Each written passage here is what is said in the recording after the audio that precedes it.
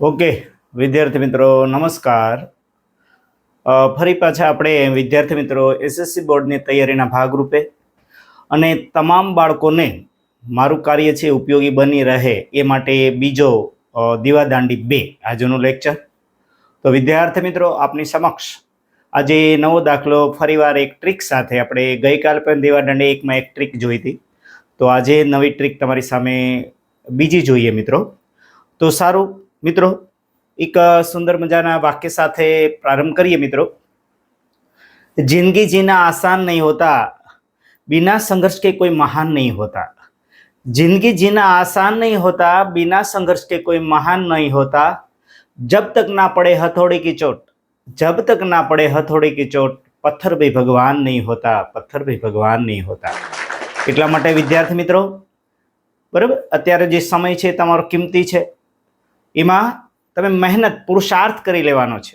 બરાબર, જે કાંઈ થોડી ઘણી મહેનત કરો ત્યારે કષ્ટ પડે તો એમાં નાસીપાસ થવાનું નથી. બરાબર, કારણ કે જે લોકો આવું કોઈ કષ્ટ સહન કરે, બરાબર, પુરુષાર્થ કરે તો જ એને પ્રાપ્ત થાય છે.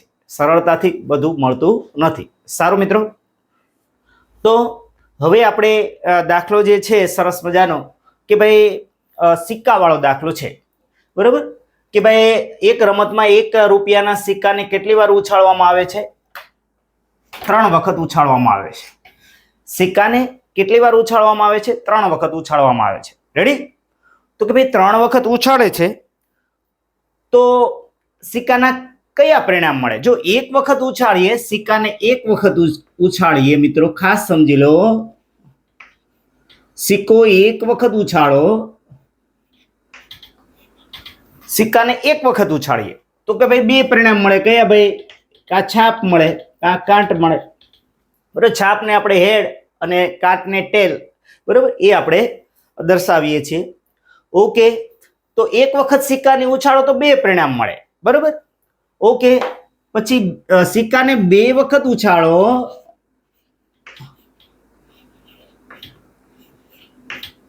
સિક્કાને 2 વખત ઉછાળીએ તો કે ભાઈ 2 છાપ મળે. રેડી? 2 છાપ મળે.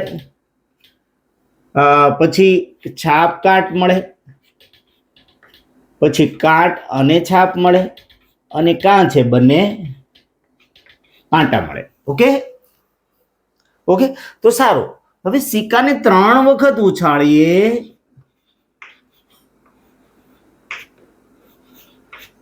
બરાબર, તો અહીંયા આપ જોઈ રહ્યા છો 2 ની 1 ઘાત કરો એટલે કે 2 મળે. પછી અહીંયા કેટલા થશે? 2 ની 2 ઘાત એટલે કે ભાઈ 4 મળે.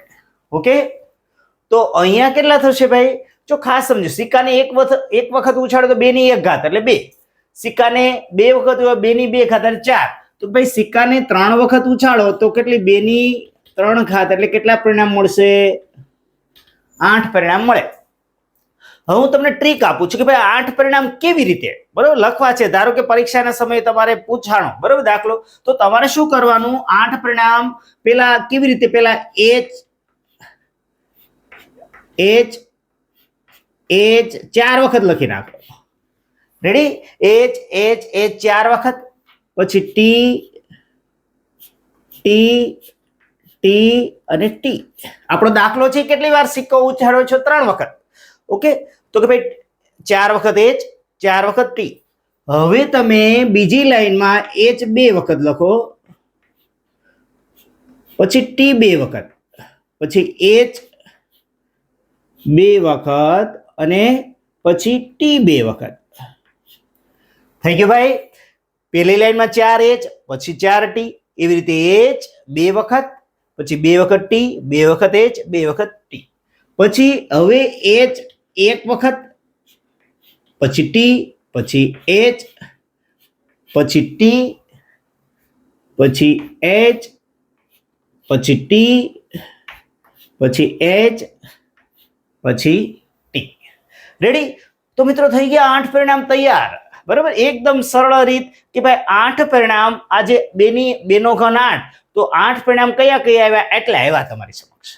તો હાવ સરળ દાખલો મિત્રો, તો કે ભાઈ કુલ શક્ય પરિણામો તમારી સમક્ષ સાવ સરળતાથી કે ભાઈ સિક્કાને 3 વખત ઉછાળતા શક્ય કુલ પરિણામો કેટલા 8 મળે. હાલો એ તો નક્કી થઈ ગયું ભાઈ. એટલે બહુ સરળ વાત છે. પહેલા તો આપણે 8 પરિણામ કેવી રીતે મેળવવા એ વાત મેં તમારી સમક્ષ કરી. રેડી મિત્રો? તો આ એક ટ્રીક જોઈ લો કે ભાઈ 8 પરિણામ દર્શાવવા બહુ સરળ છે. 4H લખ્યા, પછી 4T લખ્યા, પછી 2H, પછી T, 2H, પછી T, પછી H, પછી T, H, T, H, T, H. સો સિમ્પલ યાર. રેડી? એટલે કે ભાઈ 8 પરિણામ કેવી રીતે લખવા એની મુશ્કેલી હવે પડવી જોઈએ નહીં. સિક્કાને 3 વખત ઉછાળો એટલે કેટલા પરિણામ મળશે? 8. સિક્કાને 2 વખત ઉછાળો તો કેટલા મળશે? 4. સિક્કાને 1 વખત ઉછાળો 2 ની 1 ઘાત એટલે 2, એટલે ખાલી 2 જ પરિણામ મળે છે. ઓકે, તો આટલી વાત આપણે એટલે 3 દાખલાની અંદર તૈયાર થઈ ગયા. બરોબર? 1 વખત ઉછાળતા મળે જો પરીક્ષામાં પૂછાય તો આવડી ગયું. પછી 2 વખત પૂછાળતા તો કુલ કેટલા પરિણામ મળશે? 4. રેડી? હવે આમાં તમારે શું કરે કે ભાઈ જો બધી છાપ મળે એવું પરિણામ કયું છે? આ બધી છાપ, આ બધી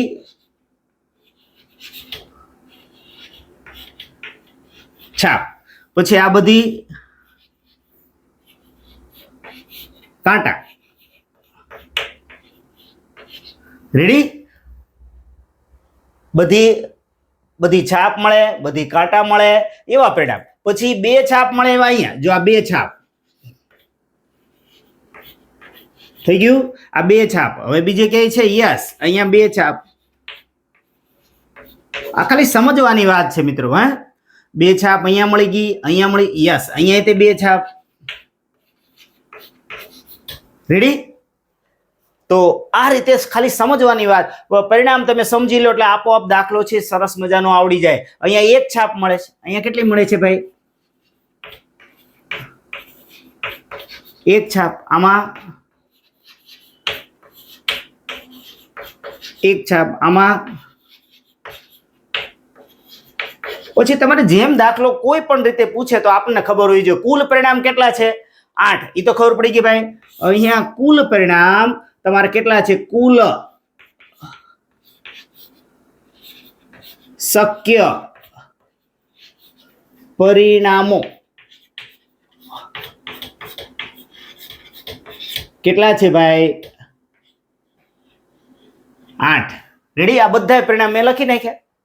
તો પરીક્ષામાં તમે લખો તો કે ભાઈ સિક્કાને 3 વાર ઉછાળતા કુલ શક્ય પરિણામો નીચે મુજબ છે એમ કરીને તમારે 8 પરિણામ લખી નાખવાના. રેડી? અને એ પણ મેં તમને સમજાવ્યું. બધે છાપ મળે એવું 1 પરિણામ છે, બધી કાટ મળે એવો કેટલો 1 પરિણામ છે, 2 છાપ મળે કેટલા પરિણામ છે? 1, 2 અને 3 પરિણામ એવા છે. કોઈ તમને પૂછે 2 છાપ મળે એવા પરિણામોની સંભાવના છે તો ઉપર 2 આવે, નીચે 8. રેડી? તો અહીંયા હવે આપણે જોઈએ શું પ્રશ્ન પૂછ્યો છે. જો તમામ વખત સિક્કો ઉછાળતા સરખું પરિણામ મળે, જો સિક્કો ઉછાળતા સરખું પરિણામ મળે એવા ક્યાં છે?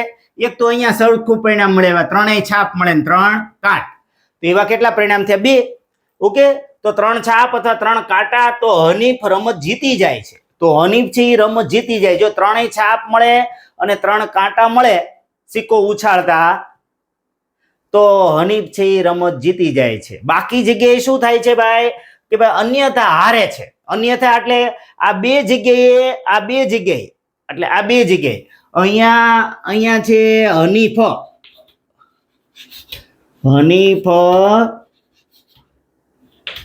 જીતે છે. અહીંયા હનીફ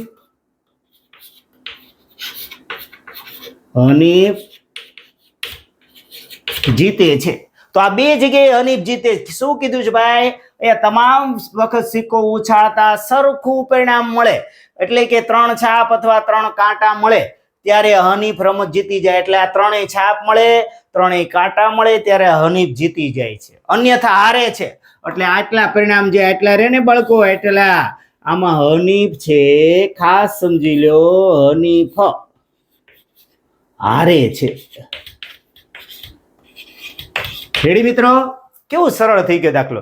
તો કે ભાઈ હનીફ હારે એવા કેટલા પરિણામ થઈ ગયા? 1, 2, 3, 4, 5 અને 6. એટલે ઉપર આવે 6 અને નીચે આવશે 8. બહુ સરળ દાખલો થઈ ગયો. તો કે ભાઈ શક્ય બધા પરિણામ આ લખી નાખવાના. કુલ શક્ય પરિણામ 8 છે તો આ લખી નાખશો. તો કે ભાઈ સૂત્ર આપણું ધારો કે ઘટના એ કહી દો. ઘટના એ શું કહીશું કે ભાઈ હનીફ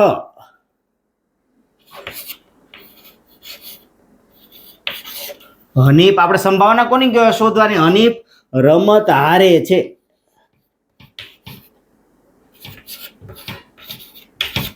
હનીફ રમત હારે છે એની સંભાવના શોધવાની છે. સારું, તો કે ભાઈ અહીં કુલ શક્ય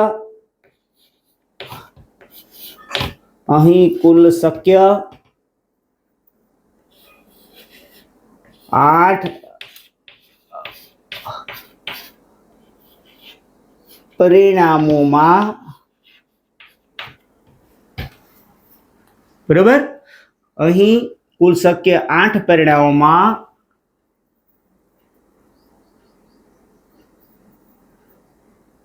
બરાબર, અહીં કુલ શક્ય 8 પરિણામોમાં 6 પરિણામોમાં બરાબર, 6 પરિણામ કયા કયા છે? બરાબર, અન્યથા હનીફ હારે છે ને, તો કે ભાઈ કુલ 8 પરિણામોમાં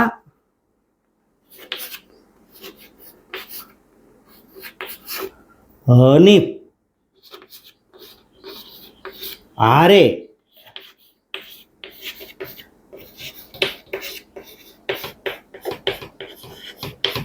તેવા પરિણામો બરાબર કયા છે ભાઈ? તેવા પરિણામો કયા કયા છે? પેલા આપણે કહી દઈએ ભાઈ, પેલું H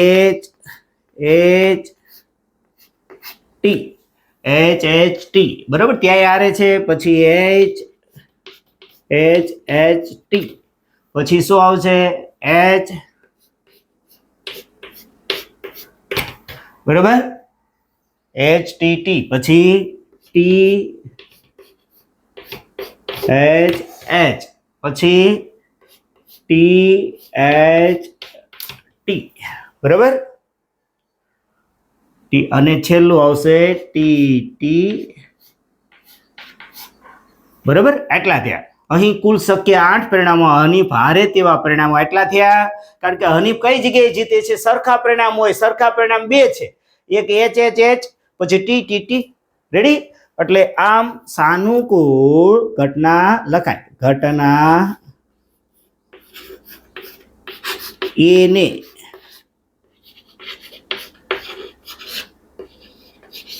સાનુકૂળ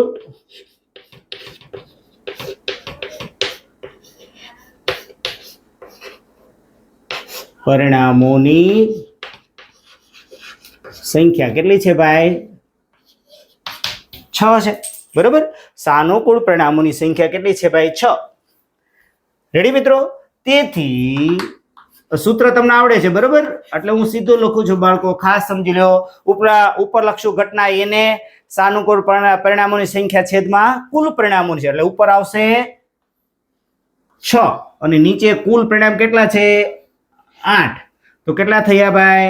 3 દુ 6, 4 દુ 8. એટલે કે ભાઈ જવાબ આવ્યો P of A બરાબર. લ્યો, આ રીતે મિત્રો દાખલો તમારે સરળતાથી સાવ સિમ્પલ રીતે હવે આવડી જવો જોઈએ બરાબર. ટ્રીક સાથે આ મિત્રો આજનો દાખલો દીવાદાંડી 2. તો મિત્રો ફરી પાછા આવતીકાલે નવા મુદ્દા સાથે આપણે મળશું. Thank you. મનીષ વિંજોડાના નમસ્કાર.